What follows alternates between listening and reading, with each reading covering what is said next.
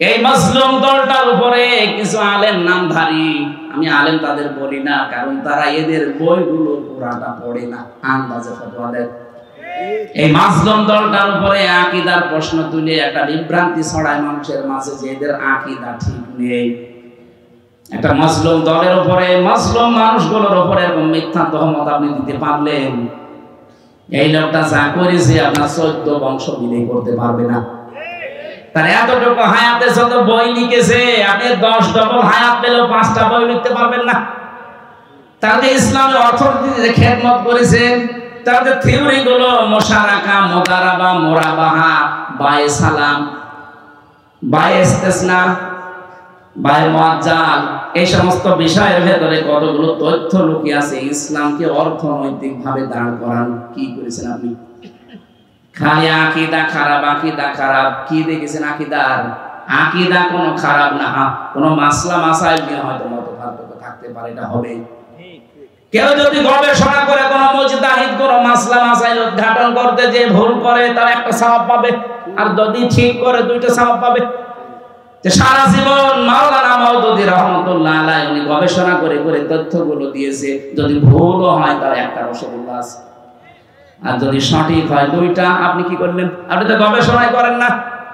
আপনার পেটে বোম মারলে মুজতাহিদ লিখতে কি লাগে আপনি তাও বলতে পারবেন না।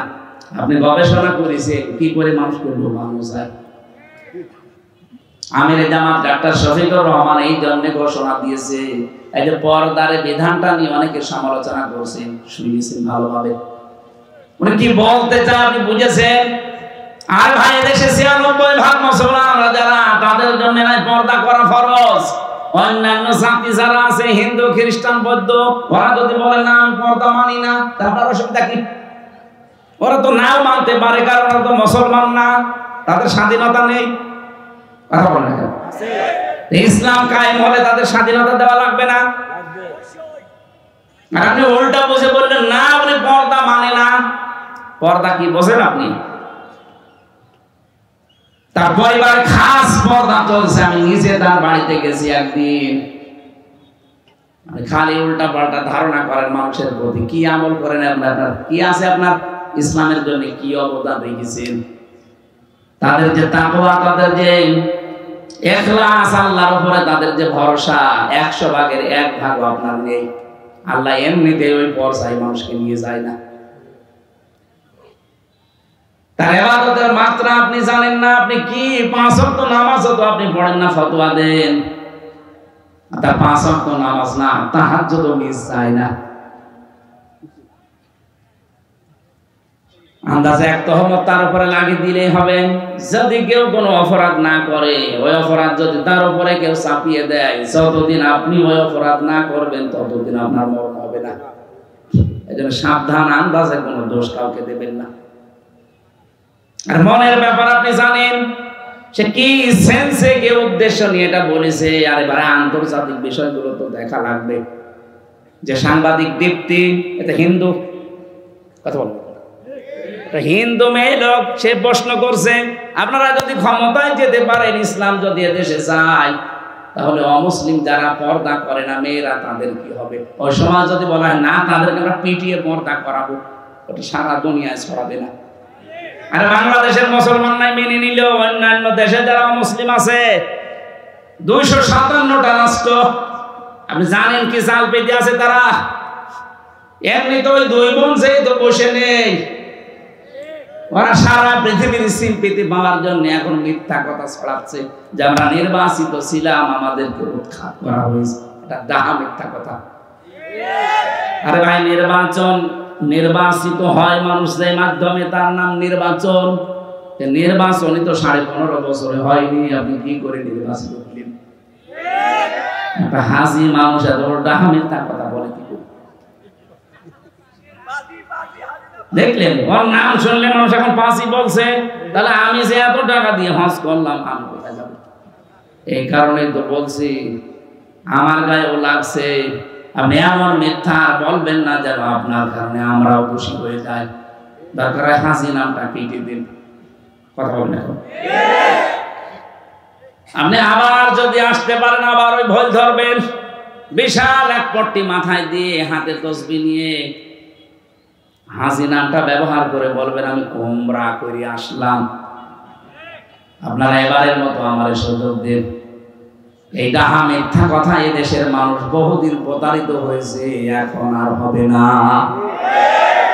ফেরাউন বুঝলো দিন মানে রাষ্ট্রীয় আইন, আর আমরা মুসলমান এখনো পর্যন্ত দিন মানে যে রাষ্ট্রের আইন এটা মানতে চাই না।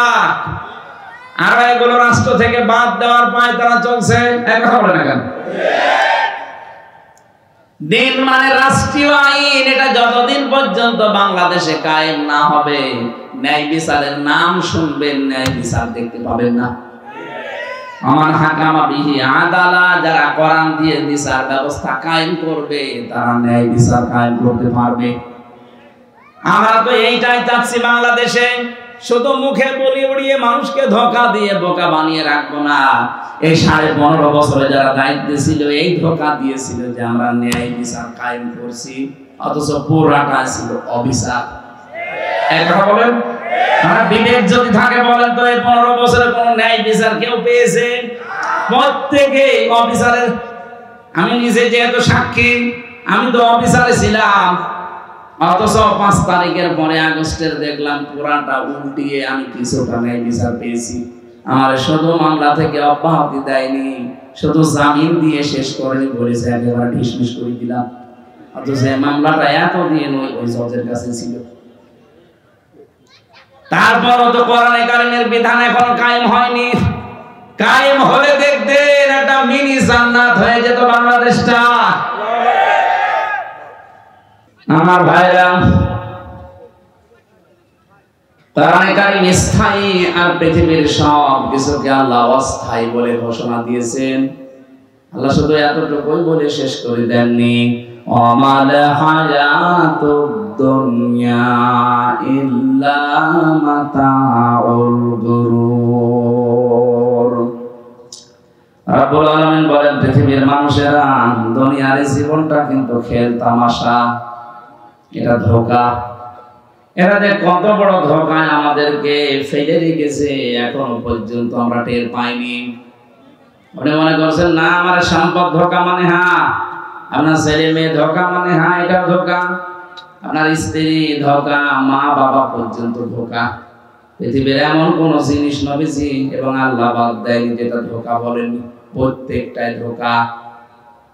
এর বাস্তব প্রমাণ আপনাকে বলছে। 200 বছর আগে যে লোকটা এই রাজশাহী থেকে মারা গেছে, ও যদি এখন উঠে এসে ডাক্তার আব্দুল বারী সাহেবের 3 পুরুষ আগের লোক, ও যদি এখন এসে বলে এই বাড়ির মালিক আমি, এই জমি আমি কিনেছিলাম, এখানে আমার রাজত্ব চলবে, আমার মনে হয় আব্দুল বারী সাহেব বাড়িতে উঠতে দেওয়া দূরের কথা, দূর দূর করে তাড়িয়ে দেবে। কিসের পরদাদা পরদাদা আপনি? আপনাকে আমি চিনি না। আপনার যদি জায়গা না থাকে, থাকার মসজিদের বারান্দা খোলা আছে, ওখানে থাকেন গা। কথা বলে দেখেন, এটা বলবেন আমি বাঁচছি, এইটাই বাস্তব। 200 বছর আগে ওনার পূর্বপুরুষ যারা চলে গেছে, আমি তো 3 পুরুষের নাম জানি। আমার বাবা রিয়াজউদ্দিন, ওনার বাবা জাহান আলী, ওনার বাবা নুমাজউদ্দিন, এরপরে আমি জানি না। মানে 4 নাম্বার যিনি, উনি যদি এখন এসে, কি আমার নাম জানা নেই, মনে নেই, উনি যদি এসে বলে হামজা এই যে হালসা কুষ্টিয়ার এই ভিটাটা আমি কিনেছিলাম, এটা আমার বাড়ি, আমার মনে হয় আমার জীবন থাকতে ওনারে আমি উঠতে দেব না। আপনি ভণ্ডামি কথাবার্তা বাদ দেন। যদি থাকতে হয়, গ্রামে মসজিদ আছে, বারান্দায় রাতটা থেকে সকালে ফোটেন, আপনার এখানে কোনো জায়গা নেই। এই হচ্ছে দুনিয়া। কথা বলে না কেন? এই ধোঁকায় পড়ে থেকে যদি আমার বিশাল আখিরাতটা নষ্ট হয়ে যায়, আমার মতো পাগল এ পৃথিবীতে আর কেউ নেই। আমি নিজে সহ যারা এসেছি, আমরা যারা পাগলামি না করি, আমরা সবাই পাগল হয়ে আছি। একটা ধোঁকা। আল্লাহ পাক বলেন, আল্লাহাকুমুত তাকাসুরু হাত্তা যুরতুমুল মাকাবির। বেশি বেশি পাওয়ার জন্য মানুষ মহা অন্ধ হয়ে আছে। এর এই ঘর কাটবে না ততদিন পর্যন্ত যতদিন লোকটা কবরে না যায়। কবরে গেলে আপনার ঘর কেটে যাবে, কিন্তু তখন ঘর কেটে কি হবে? ঘর এখন কাটা দরকার। এই জন্য আজকের আয়োজন। আমার তেলাওয়াতকৃত আয়াতে আল্লাহ এই কথাগুলোই জানিয়েছেন। যদি আমরা একটা আয়াতের 3 ভাগের 1 ভাগ পড়েছি, আমার মাথার ভেতরে আয়াত সম্পর্কে যত তথ্য আছে, আমার জীবন শেষ হয়ে গেল এত কথা বলে শেষ করা যাবে না। এত কথা আল্লাহ দিয়েছেন। তাফসীরুল কোরআন মাহফিল লিখে দিয়েছেন, আমরা তাফসীর আকারে কথা বলবো ইনশাআল্লাহ। সুতরাং দুনিয়াতে যে যাবে আনন্দে আছে, আত্মহারা হয়ে আছে, থাক, আমি যেন পাগলামি না করি। কথা বলেন ঠিক কিনা? কারণ আমি যেটা পেয়েছি এটা আল্লাহর কাছে শ্রেষ্ঠ সম্পদ। এটার নাম কোরআন। এটার নাম কি? আরো জোরে বলেন। এই কোরআনে কারিমের ৬,২৩৬ আয়াত আছে। এটা নির্ভরযোগ্য আর প্রসিদ্ধ। আমরা সবার মুখে মুখে যেটা শুনি ৬,৬৬৬ না, এটা গণনা করে আপনি পাবেন না। ৬,২৩৬ এইটাই সত্য, এটা নির্ভরযোগ্য। রব্বুল আলামিন এতগুলো আয়াতের মাত্র একটা আয়াতের 3 ভাগের 1 ভাগে আমাদের আহ্বান জানিয়েছেন, ইয়া আইয়ুহাল্লাযীনা আমানু, ওহে যারা ঈমানের দাবি করো তাদেরকে বলছি, খুব মায়া মহব্বত নিয়ে তোমাদেরকে ডাক দিয়েছি। 850 কোটির উপরে মানুষ এখন দুনিয়ায়। সবচেয়ে বেশি মানুষ বাস করে খ্রিস্টান ধর্মে। দ্বিতীয় নম্বরে আমরা আছি, 200 কোটি আমরা, আর 230 কোটি খ্রিস্টান।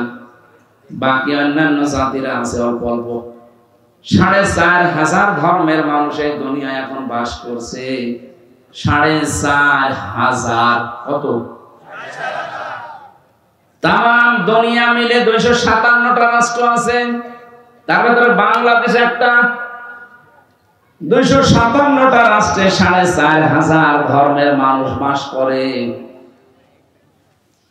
এর ভেতরে 57টা মুসলমান রাষ্ট্র, বাকিগুলো আংশিক আংশিক আছে।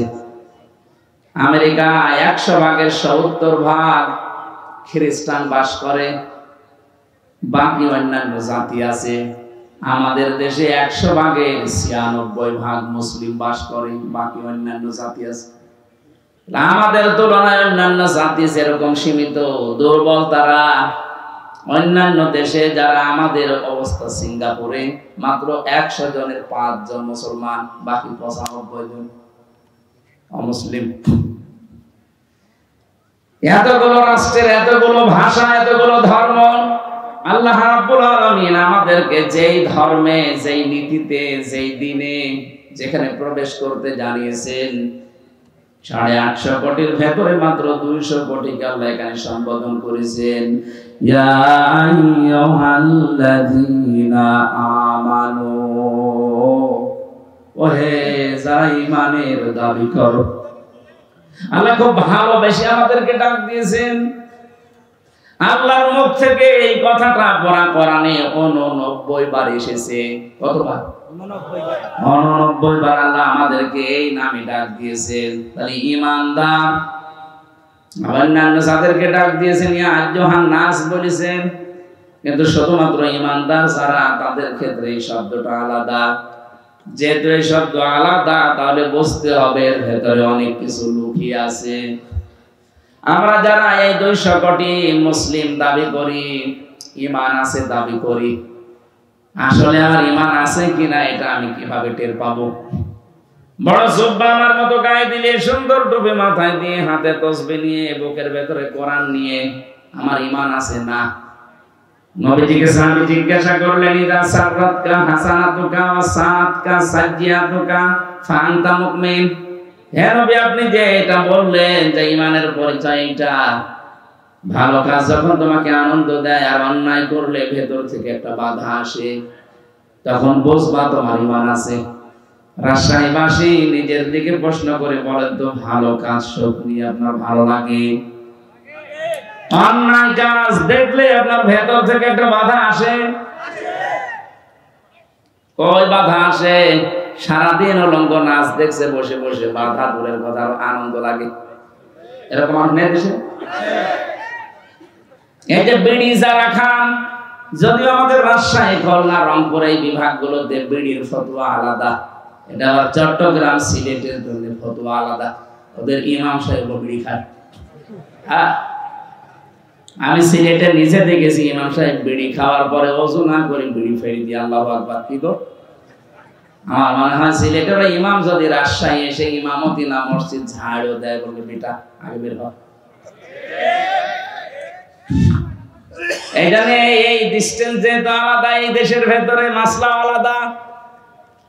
বিড়ি খাওয়া যদিও আমি উদ্বুদ্ধ করছি না, এটা খেলে সব চাইতে বেশি মানুষের যে লাঞ্চ নষ্ট হয়ে যায়। পৃথিবীতে একটাই খাবার আছে যার গায়ে লেখা থাকে যে আমি নিষিদ্ধ। কথা বলছেন, আমাকে খাইলেই মরবেন, এটা লেখা আছে না? সংবিধিবদ্ধ সতর্কীকরণ লেখা আছে যে আমাকে খেলে ক্যান্সার হবে। এর বড় কিছু ছাগল খায় না, ছাগলও খায় না। আমি দেখেছি তামাক যেটা ছাগলও খায় না। পৃথিবীর একটাই মাত্র ক্ষেত মনে হয় আছে যে খেতে বেড়া দেওয়া লাগে না, কারণ ছাগলে খায় না, ও বেড়া দিয়ে করবেন কি? কথা বলে না কেন? ছাগলে যেটা খায় না, এই পাগল গুলো সেটা খায়। আশা করছি এটা ছেড়ে দেবেন। এর বড় যদি না ছাড়েন, জেলখানার ভেতরে সব চাইতে বেশি চলে বিড়ি। ওখানে তো টাকা চলে না, বিড়ি টাকাও দেবে। এক প্যাকেট বিড়ি দেবেন হয়তো 30 টাকা 45 টাকা এরকম দিয়ে দেবে। সিগারেট দিলে 100 টাকা 150 টাকা দিয়ে দেবে। টাকা তো না, ওই পরিমাণে মাল দেবে। ওগুলো নয় আটকা জীবন চার দেওয়ালের মাঝে, ওখানে চলে বলে নাই চলে। আমাদের সারা পৃথিবীতে আমরা যদি এটা না চালাই বাঁচতে পারবো না। আরে ভাই, আমি যেখানে চাকরি করি আকিস গ্রুপ, তারাই তো এটা বানায়।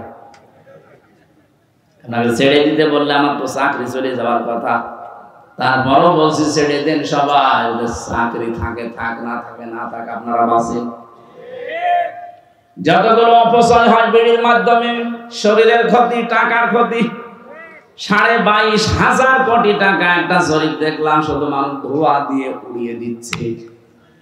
এই কাজটা আপনার মন ডেকে বলবে যেটা খারাপ, এর বড় অনেকে খায় আর বলে আমার টেনশন দূর করার জন্য বিড়ি খেলে টেনশন আরো বাড়বে। কারণ জিনিসপত্র তো নষ্ট হয়ে যাচ্ছে। কথা বলে না কেন? এটা আশা করছে এটা ছেড়ে দেবেন, আমার এইটা বলা উদ্দেশ্য না। আমি একটা টাচ দিলাম।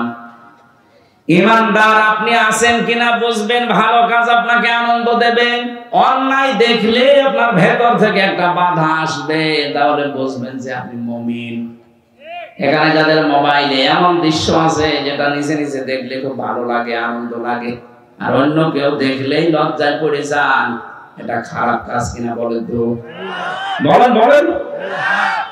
এরকম যাদের আছে, যদি এই মুহূর্তে আপনি ওটা ডিলিট করে না ফেলেন, আর যদি সিদ্ধান্ত নেন যে না আমি এরকম কোন কাজে আর যাবো না, আপনার দাঁড়িয়ে থাকতে পারে, আপনি নামাজ পড়তে পারেন, কিন্তু আপনার ঈমান নেই। অন্যায় দেখলে যেটা বিবেকে মেনে নেয় না, ভেতর থেকে একটা বাধা আসবে। কিন্তু 15.5 বছরের অন্যায় দেখার পরও দেখলাম অনেকের বাধা আসে নাই, আর আনন্দে করেছে। বিশেষ করে আয়না ঘরের সাথে যারা জড়িত, মানবতার সাথে এত জুলুম পৃথিবীতে জাহিলি যুগে হয়নি। এত বড় বড় নখ হয়ে যায় এক একজনের, এত বড় বড় নখ হয়ে যায়, চুল দাড়ি গো মনে হচ্ছে জঙ্গল থেকে বেরিয়ে আসছে, এরকম দৃশ্য ওই জায়গায়। ওখানে যারা দায়িত্বে ছিলেন, আমার মাঝে মাঝে মনে হতো আল্লাহ এদের কি মা বাবা নেই, ছেলে মেয়ে স্ত্রী নেই, এরা বাইরে যে সংসার করে কি করে? অন্তত এখানে যারা দায়িত্ব পালন করে যায়, এগুলোকে মানুষ কত কঠিন অন্তরের মানুষেরা বলেন তো। একটা মানুষকে 2 দিন 5 দিন না, 2 বছর 5 বছর 8 বছর 10 বছর 14 বছর একটা ঘরের ভেতরে তালাবদ্ধ করে রেখেছেন। ঘর মানে কি? কবর। মাটির নিচে একদিকে, এদিকে 3.5 হাত, এদিকে 1.5 হাত। এই অবস্থার সৃষ্টি যারা করেছিলেন তারা মানবতা লঙ্ঘন করেননি। আলেমদের মাথায় দড়ি দিয়ে, পায়ে ডান্ডা বেড়ি দিয়ে হাতে পেছনে আবার হ্যান্ডকাপ বেঁধে দিয়েছেন আদালত। তখন মানবতা লঙ্ঘন হয়নি।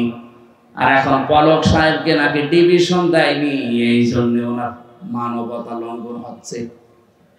কোথায় ছিলেন আপনি উকিল সাহেব?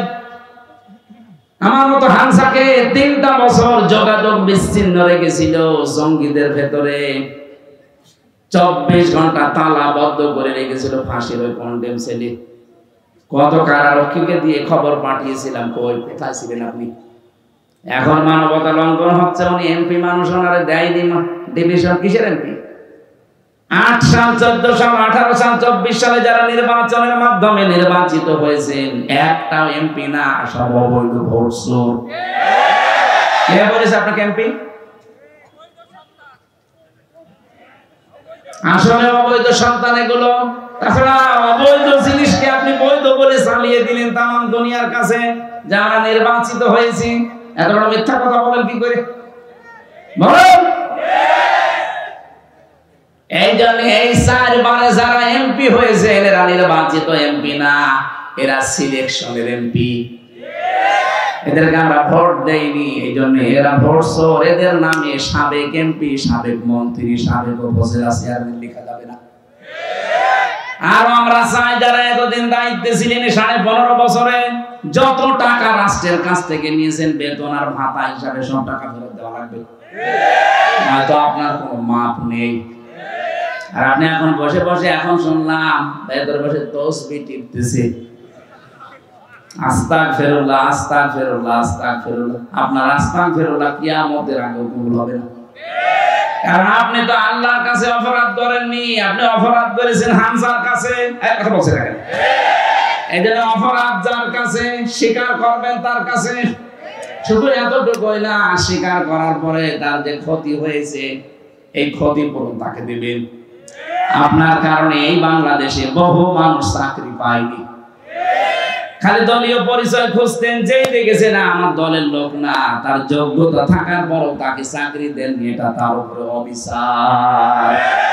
আপনি নিজে একটা অবৈধ চেয়ারে বসে আছেন, একটা বৈধ মানুষকে তার চেয়ারে বসতে দেন না। আপনার মতো এত বড় জালেম পৃথিবীতে আর নেই। সুতরাং 15.5 বছরে এইরকম জুলুম যারা করেছেন, বিশেষ করে মিথ্যা মামলা যারা দিতেন, জেলখানা আমি এক একজনকে পেয়েছিলাম, এক একজনের নামে 313টা মামলা পেয়েছি, 570টা মামলা পেয়েছি। সারা জীবন হাজিরা দিলে শেষ হবে না। আমার 2টা মামলা ছিল, তাই হাজিরা কুষ্টিয়া থেকে ঢাকায় দিতে আমার জীবন শেষ হয়ে যেত মাসে 2 দিন মাত্র। আর যার 313টা মামলা, 570টা মামলা, বলেন তো সে মারি সে বড় গোনা, পাথরঘাটায় বাড়ি। তার জীবনটা আপনি কি করেছেন? নষ্ট করে দিয়েছেন। আর এখন বলছেন আস্তাগফিরুল্লাহ। আপনি কি আল্লাহর কাছে দোষ করেছেন? দোষ করেছেন তো এই লোকের কাছে। মিথ্যা মামলা এমন ভাবে দিয়েছেন, ও লোকটা আসলেও নিশ্চিন্তায় কিছু জানে না, এই জন্য তো ঘরে ঘুমিয়ে আছে। চোখ খুলে ঘুমের ঘরে দেখছে আদালতে হাজিরা দিচ্ছে। কি গো, আমি আদালতে কি করে এলাম? তুই গাছ কেটেছিস। কবে? স্বপ্নে। এটা চলছিল কিনা বলেন? মানিয়ে বললাম কিছু? আমারটা নিজেরটা দেখেন, আমারে ধরে নিয়ে আসলো বাড়ি থেকে, ভালো মানুষ, আমি খাবার খাচ্ছি ওই সময় নিয়ে আসলো, অথচ পরের দিন পেপারে দিল না ওনারে চোরা হাঁস থেকে নিয়েছে। পুরা মিথ্যা কথা। ওই থেকে যে শুরু হয়েছে একেবারে বের হওয়া পর্যন্ত পুরাটা মিথ্যা। মিথ্যার সাথে যারা জড়িত, আমার মামলার আয়ু থেকে একেবারে 2 বোন মিলে পালিয়েছে, 2জন সহ। যারা যারা জড়িত আমার একটাও মাফ করতে মনে চায় না, যতদিন আপনি আমার এই ক্ষতি পূরণ না দেবেন। গত কয়েকদিন আগে এক ওসি সাহেব এসেছিল, জোর মাফ করে দেন। মাফ করে দিলাম, টাকা ফেরত দেন। হ্যাঁ, আপনি টাকাগুলো ফেরত দিয়ে দেন, আমার অসুবিধা নেই মাফ করতে, আমি এখনই মাফ করে দেব। টাকা আনি না, না টাকা না আনতে হবে না, টাকা নিয়ে আনবেন না, মাফ করে দেবো। কি আর কি মারা জিনিস নাকি? আমার বাবার 32 লাখের উপরে টাকা গেছে 3.5 বছরে। ওই টাকাগুলো কই? আপনি আকিস গ্রুপের কাছ থেকে 35 লাখ টাকা নিয়েছেন, মালিক। আগস্টের 5 তারিখের আগে আপনি জরিপ দেখেছেন মাত্র 100 জনের 15 জন মানুষ চাইতে দেশে ইসলাম কায়েম হোক। 3 মাস 4 দিনের ব্যবধানে গতকালকের জরিপ দেখেছেন 100 জনের 58 জন মানুষ এখন চাচ্ছে দেশে ইসলাম কায়েম হোক। আয়াতগুলো আমার মনে হচ্ছে বিশ্বাস যে আল্লাহ দেখাবে। আরে ভাই, মানুষের অন্তর তো আল্লাহর কুদরতি হাতে, উনি একটু ঘুরিয়ে দেবে, পারবে না উনি? এজন্য মনোনীত দিন আল্লাহর কাছে ইসলাম, এটার ভেতরে আমরা যারা আছি, আপনি মনে করবেন যদি ইসলাম মানতে পারেন তাহলে ইসলামের ভেতরে আপনি প্রবেশ করেছেন আল্লাহর কথা অনুযায়ী আনুগত্য, আত্মসমর্পণ, এটা 1 নম্বরে আপনার ভেতরে পাওয়া যাবে। 2 নম্বরে ইখলাস পাওয়া যাবে। কি পাওয়া যাবে? প্রত্যেকটা কাজে আল্লাহর জন্য, মানুষ দেখানোর জন্য না। 3 নম্বরে বিশুদ্ধ আকীদা তৈরি হবে আপনার। যদিও বাংলাদেশ সহ বিশ্বে, বিশেষ করে বাংলাদেশ, ভারত, পাকিস্তান, এই 3টা দেশে জামাত ইসলামী নেই। বলেন, এই 3টা দেশে আমি গেছি, দেখেছি এই মাসলুম দলটার উপরে কিছু আলেম নামধারী, আমি আলেম তাদের বলি না, কারণ তারা এদের বইগুলো পুরাটা পড়ে না, আন্দাজে ফতোয়া দেয়। এই মাসলুম দলটার উপরে আকীদার প্রশ্ন তুলে একটা বিভ্রান্তি ছড়ায় মানুষের মাঝে যে এদের আকীদা ঠিক নেই। একটা মাসলুম দলের উপরে, মাসলুম মানুষগুলোর উপরে এরকম মিথ্যা তহমত আপনি দিতে পারলেন, এই লোকটা যা করেছে আপনার 14 বংশ মিলে করতে পারবে না। তার এতটুকু হায়াতে যত বই লিখেছে, আপনি 10 ডবল হায়াত পেলেও 5টা বই লিখতে পারবেন না। তাদের ইসলামের অর্থনীতিতে খেদমত করেছে, তাদের থিওরি গুলো মুশারাকা, মুদারাবা, মুরাবাহা, বায়ে সালাম, বায়ে ইস্তিসনা, বায়ে মুআজ্জাল, এই সমস্ত বিষয়ের ভেতরে কতগুলো তথ্য লুকিয়ে আছে। ইসলামকে অর্থনৈতিক ভাবে দাঁড় করান কি করেছেন আপনি? খালি আকীদা খারাপ, আকীদা খারাপ। কি দেখেছেন আকীদার? আকীদা কোনো খারাপ না, কোনো মাসলা মাসাইল নিয়ে হয়তো মতপার্থক্য থাকতে পারে, এটা হবে। কেউ যদি গবেষণা করে কোন মুজতাহিদ কোন মাসলা মাসাইল উদ্ঘাটন করতে যে ভুল করে, তার একটা সওয়াব পাবে, আর যদি ঠিক করে 2টা সওয়াব পাবে। যে সারা জীবন মাওলানা মাওদুদী রাহমাতুল্লাহ আলাইহি উনি গবেষণা করে করে তথ্যগুলো দিয়েছে, যদি ভুলও হয় তার একটা রসগোল্লা আছে, আর যদি সঠিক হয় 2টা। আপনি কি করলেন? আপনি তো গবেষণাই করেন না। আপনার পেটে বোম মারলে মুজতাহিদ লিখতে কি লাগে আপনি তাও বলতে পারবেন না। আপনি গবেষণা করেছেন কি করে মানুষকে ডোবানো যায়। আকীদার প্রশ্ন যারা তুলছেন, কি আকীদা আপনি তৈরি করেছেন বলেন তো? ফাঁসির দড়ি যদি গলার কাছে চলতো তখন আকীদা বের হয়ে যেত। যে মানুষগুলোর উপরে এই প্রশ্ন তোলেন তাদের আকীদা আপনি টের পাননি। ফাঁসির দড়ি একদিকে, আর একদিকে শুধু যদি বলতো যে না আমি ছেড়ে দিলাম, সঙ্গে সঙ্গে তাদেরকে মন্ত্রী বানিয়ে দিত। এই অফারও দিয়েছিল। কোরআনের বাকিরে জালেমরা বলেছিল আপনি ছাড় পেয়ে যাবেন, শুধু জামাত ইসলামটা বাদ দিয়ে বলবেন যে আমি নিজে আলাদা একটা দল করলাম। উনি বলেছেন না, আমি এটা মানি না, আমি কোরআন হাদিস পড়ে এইটাই পেয়েছি, আমাকে জামাতবদ্ধ হয়ে থাকা লাগবে।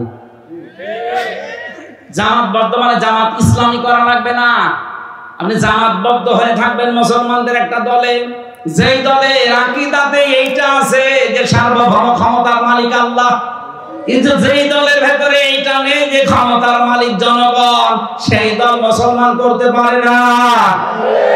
বাংলাদেশে মানুষ অনেকে করছে না, মুসলমান দাবি করে। আমি আপনার বিবেকের কাছে প্রশ্ন রাখলাম, আপনি কি করবেন এবার ভাবেন। যারা মনে করেন ক্ষমতার উৎস জনগণ, তারা মুশরিক। কি কথা বলেন না কেন? আন্নাল কুওয়াতা লিল্লাহি জামিআ আয়াত অনুযায়ী তাহলে ইসলামে আমি পরিপূর্ণ প্রবেশ করেছি। এর 3 নাম্বার আলামত হচ্ছে আমার আকীদা বিশুদ্ধ হওয়া লাগবে। 4 নাম্বারে আমার চরিত্র উন্নত হওয়া লাগবে। আমি নাম ধরে বলছি এই কারণে বোঝার জন্য, বাংলাদেশে যারা জামাত ইসলামী করে, যারা ইসলামী ছাত্র শিবির করে, অন্যান্য যাই হোক, ইসলামী অর্থনীতি, এই অর্থনীতির ব্যাপারে কিন্তু তারা আল্লাহর ওলি। চাইলে না পয়সা দিকে পাবেন না। আপনি যদি দেখাতে পারেন যে 10 টাকা এখান থেকে ওখানে উল্টা পাল্টা করেছে, আমি আজকে তাদের গালি দেবো, দেখান। আর অন্যান্য দলের বলেন দরবেশের মতো মানুষ 36,000 কোটি টাকা মালিকানি করেছে। আর বলে দাড়ি নেই, আরে দাড়ি নেই তাতে কি হচ্ছে, 4 আনা পয়সা নড়িয়েছে কিনা বলেন তো? আর দাড়ি থেকে দরবেশ কি করলো?